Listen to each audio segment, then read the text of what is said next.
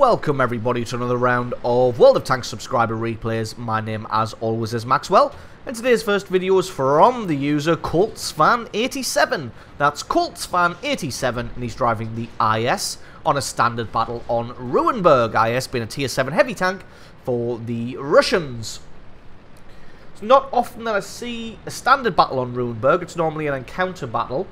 So this one should be a nice little change of pace. Colts fan straight away going to be heading into the town, as he should, as a heavy tank. As you can just see, two of the light tanks there just flapping handbags at each other, the Stewart and the ELC.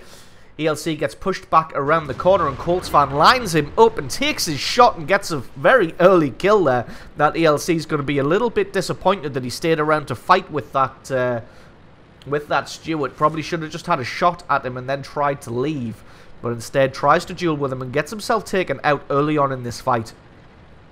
Colts fan going to be heading round to the centre of the map where the cap circle would normally be if this was an encounter.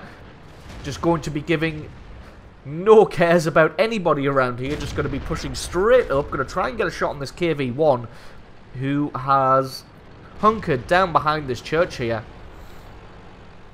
Colts fan just has to be a little bit aware from his right-hand side that somebody could be coming in to do some damage on him. But it looks like they've got that T-34-1 and that BDR there covering him off. So anybody who does poke themselves out of that little side street there is going to take a shot in the face from one or both of those guys. So Colts fan just knows that he's a little bit safe to just sit here. You see he's got his armor angled towards that location just in case. Sees a Tiger 1 there, who's just focusing on this position, waits till he fires, pops himself out, and gets a lovely free bit of damage on that Tiger 1. Doesn't leave himself hanging out in the open though, because the reload of that Tiger 1 is very, very quick. So in a straight up duel, that Tiger 1 would probably have the best of it. Just again, waiting for him to fire. Actually waits for the T-25-2 to pop out, and then just eliminates him as well, putting a huge shell straight through his small, weak, pathetic armor. And again, just backing off because he realises that he's been flanked now by this T-20. He takes a lovely snapshot on the T-20 there and gets a huge bit of damage through the front of him. That T-20 is now regretting his life decisions of coming around this corner. And everybody just got to come around and work this guy down. Really just punishing him for trying to do what a medium tank should do. Colts fan just being careful here not to block this Panther in, as he's getting shot at by that Panzer Soufflé 5. Got to be careful as the enemy team does have a couple of tank destroyers arrayed on that #1 line there. Was trying to have a shot at that Jag Panther, but couldn't really see enough of him. A little bit of a wasted shot there, but never mind. He's already having a pretty damn good game, having eliminated 3 tanks himself. It looks like they are definitely having the best of this fight in the town here, winning 7 kills to 6 at the moment. Comes around to try and get a shot on this Tiger 1 here, but keeping his front armor focused forwards. Does see that SU-100 in the distance, so got to play it careful here. That Tiger 1 still a nice juicy target though. Gonna let his gun close right in on this SU-100 before firing, but the troll armor of that SU-100 just absorbing that shot there. That one bouncing. It looks like his loader and his turret have been damaged here, so just uses that med pack to bring his loader back to life. He's able to use that better reload speed to take out the Tiger 1 and pick up kill #4. Going to be focusing in on the weaker part of this SU-100 now, but it looks like he realizes he's getting looked at, so he drops back. Colts fan 87 takes his time and has a blind shot, and he's able to eliminate him. And what a beautiful, beautiful blind shot there to pick up kill #5. So just firing into the fog of war there, just waiting a little bit for what he knew that SU-100 was coming forward. So just waited until he crested over the hill and was able to take him out. But in the meantime, the fight on the far right-hand flank has gone disastrously for the Allies. They're now losing 9 kills to 12. Only got this BDR, SU-100 M1 and himself left. Looks like the enemy team hasn't put anybody in and around the cap circle, so it looks like they're all going to have to drop back and defend the base, and there you go, the base capture starts, and everybody starts making a beeline for that one. We're going to speed this one up a little bit until we get back into the action. SU-100M setting himself up, and Coltsvan taking the long route around just in case anybody tries to hide on this side of the buildings. Looks like not, but what he can hopefully do is flush them out. And that'll allow his allies to get some shots on them. Trying to dare this Jagdpanther into firing here. All he needs to do is get a hit on the tracks. Doesn't even need to do any damage, and he's able to reset that base capture there by getting some tracking damage on him. Got to be careful though, because he's got a much longer reload than this Jagdpanther, but the BDR has now come around the corner, and because of his excellent side-scraping position there, didn't take any damage, I don't think, from the Jagdpanther, and he was able to reload just in time. Another Jagdpanther. Notice the Jagdpanther 4 comes around the corner, and he gets eliminated as he was presenting all of his side armor to Coltsvan here. And now this just leaves this other Jagdpanther, and it looks like the BDR is able to take him out, but they're not out of the woods just yet, as the enemy team still has 4 tanks, probably closing in on this position pretty quickly. Has a shot at the Jagdpanzer 4 there without aiming, and unfortunately that one just bounces probably on the gun mantlet of that thing. And now the enemy team has realised that the allies are pushing here, and they've got an almost full health IS. Well, not almost full health, but a pretty healthy IS here. And the Jagdpanzer, that Panzer Soufflé, and the Panther, not being particularly healthy themselves, gets another good hit. And he gets taken out now by the concentrated fire of that SU-100M1 and the BDR.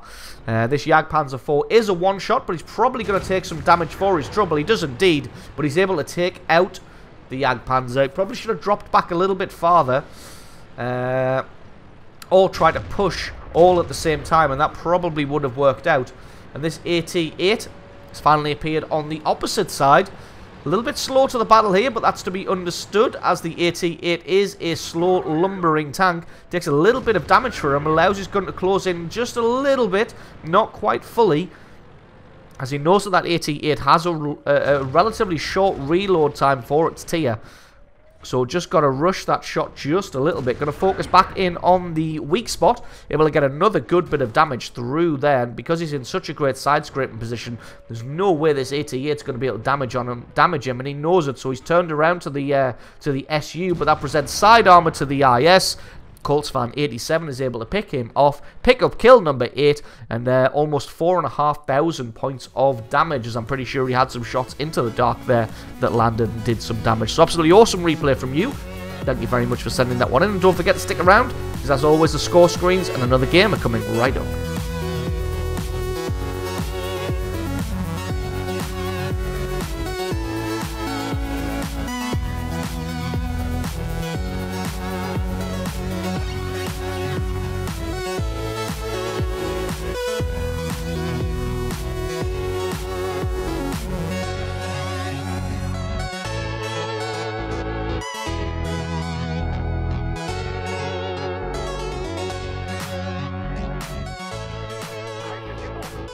And our second replay of the day is from the user Iron Blood. That's Iron Blood, and he's driving the T-34-1 on an assault battle on the Siegfried line. And they are defending. Iron Blood just having a little bit of connection issues here. Finally gets into the battle, 20 seconds late. And instantly makes a beeline for the right-hand side of the map. As you can see, the Allied 5916 has done a fantastic job of scouting there, seeing exactly what's coming in and which direction they are heading. So you can see at least 4 of the enemy's tanks there, 3 heavies and that SU-152. So Iron Blood going to be taking to this ridge here, stops, pauses just here, so that he can get some shots on anybody who comes over that hill early. Looking way to the north here, finds a Super Pershing, going to get a good shot on him. Unfortunately, that one bounces, and the long aiming time of this gun going to make it difficult to return fire quickly enough.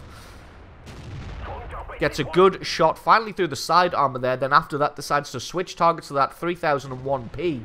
As you can see, the enemy team looking like they are focusing on that 5916, but that's going to prove to be their downfall, as the Allied team could just lay fire onto them. You see that Super Pershing taking a good portion of his hit points, and that 3001P lost half of his.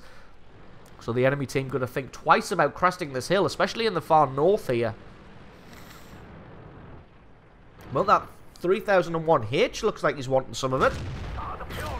and Ironblood gets a good hit onto him. And then he gets taken out in short order by the artillery. Going to see if he can land another shot on this 3001P to finish off what he started earlier, but unfortunately just about missing that one. The accuracy of these Chinese guns is not fantastic. Looks like everything that he can do from that distance has been done now, as the rest of the enemy team not really wanting to poke over this hill. I'll tell you, at some point though, they are going to have to poke over this hill, as this is an assault battle. And they are the ones attacking. Just risks himself a little bit there to poke over the hill to get another bit of damage on that 3001P, which indeed he's able to do. And then the Lorraine, the artillery, comes in being the hero once again, takes him out as well. Finds the side of the Super Pershing, unfortunately just leaves him with 3 hit points. So, gonna see if he can get another shot on him. Looks like, again, this Super Pershing's tunnel visioned for the scout there, because he's only got 11 hit points left. Looks like everybody is trying to focus in on this scout here, and that's going to leave Ironblood the ability to just get some free damage on these guys. As you can see, this SU-152 finally able to take him out, but I don't think he's going to reload in time, and I think Ironblood's probably going to be able to finish him off. He's spun around at least to put his front armor on target, and the angling of that SU-152's armor saves his life there, but he's still backing off, not returning fire, but it looks like he's able to get behind the terrain just in time. So that's a lucky escape for this SU-152. Ironblood's going to try and close him down. I think he's realized that he's got to take him out here. Going to continue moving. Has a shot on him, but only takes out his track. The SU-152 rushes his shot and fires way over the top of him. So a little bit unfortunate from him. And then the Lorraine 155 comes in once again to pick up that kill. Finds the Tiger 2. He's on low hit points. And indeed, so is this T-28 prototype. It looks like they've been getting consistently worked on by the Allied team. And Ironblood's going to flank around the side of them. And he does get spotted out here, probably just proxy spotted by somebody, as he is quite close to the enemy team. Finds his T-28 prototype, and he's very, very slow on the reactions and gets taken out here. This Tiger 2 is now caught between a rock and a hard place, as he can't go forward, he can't come backwards. Ironblood gets a good hit on him, leaves him with only 30 hit points left. Probably got a better reload than this Tiger 2. Going to focus on that lower glace there, takes him out, and that's kill number 3. And with that kill secured, that opens up the flank and the rear of the enemy team. And Ironblood's just going to be able to come around the side here and catch pretty much everybody with their trousers down. As you can see, the enemy team's got about 5 or 6 tanks all in this location here. So Ironblood's going to be able to come around and get some shots through the side of them, as they are all occupied from the front. Here we go, finds an SU-100, but again, he is shielded by the terrain. He does get spotted out here, but again, everybody seems to be shielded by the terrain, so a little bit fortunate for the enemy team. Going to try and pick his target as best he can, deciding who to shoot at. Goes for that SU-100, which is definitely the smart choice, as the SU-100 was turning around to face him. He was the only one who was aware of that threat. Ironblood gets another good hit on him, that SU-100, looking like he either missed or was firing at somebody else. One more shot should be enough to take him out. Indeed it is. He takes a good couple of hits through the side there. He's only left with about 300 hit points, so he's going to have to play this one a little bit more carefully. But even though he's not getting loads of damage for himself, he has definitely distracted the enemy team. They are all now spinning around to try and focus on him. And while they have done that, the Allied team has been able to capitalize on that and fall upon them from the front. So excellent bit of teamwork here from the Allied team. They are just mopping up and causing havoc here. You can see everyone closing in, desperate to get some damage on everybody. Ironblood just focusing on this Rheinmetall here because of the giant cannon he's got. He's a big, big threat. And he gets taken out now. And that just leaves a few tanks left for the enemy team. Ironblood's able to take out that KV-1S. There is an AMX-12T left, cowering in the shadows there. And he gets himself cleared up, and that leaves the T-32 and the Lorraine artillery. T-32 gets himself 1-2'd and gets taken out by that Jagdpanther 2, and that just leaves the enemy artillery. And Ironblood's just going to put himself between where he thinks the artillery is and the largest body of water, just in case he has suicidal tendencies. going to be heading over to the most common artillery position, which is all the way over in K1 here. Does find the Lorraine, spends a good amount of time aiming just to make sure he can get that kill, because it's the difference between a Radley Walter medal and not. He picks him up, and that is his Radley Walter medal. 4,000 points of damage, and some absolutely awesome flanking action there from Ironblood, catching a couple of people off guard there and really wreaking havoc. So absolutely awesome replay from you. Thank you very much for sending that one in. Don't forget, guys, if you've got yourself a good replay, please send that in to replay@screenreality.com. Link for that's in the description. If you enjoyed this video, found it useful, informative, or just downright entertaining, leave me a like, favourite, and stick a comment in the comment section below letting me know exactly what you thought. And if you're not already, then definitely consider hitting that subscribe button, because there's a lot more World of Tanks content to come in the future. I've been Maxwell, this has been World of Tanks, and I will catch you guys next time.